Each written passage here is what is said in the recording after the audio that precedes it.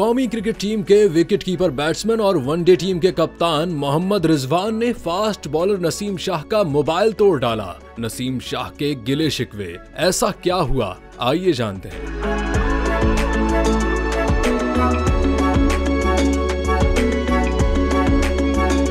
Kiwis के खिलाफ white ball series के प्रैक्टिस सेशन के दौरान मोहम्मद रिजवान ने एक शॉट खेला जो बराह रास्त उस जगह जा लगा जहां खिलाड़ी और उनके मावनीन अपनी किट और दीगर सामान के साथ मौजूद थे। बदकिस्मती से मोहम्मद रिजवान का shot fast bowler Naseem Shah के बैग पर जाकर लगा, जिसके बायस उनका मोबाइल फोन टूट गया। बॉलर ने फौरी तौर पर अपने मोबाइल की तरफ देखा और कप्तान के शॉट पर नाराजगी का इजहार किया। नसीम शाह ने इशारा करके रिजवान को बताया कि उन्होंने अपने शॉट से मोबाइल फोन तोड़ दिया है, जिसकी वीडियो वायरल हो रही है।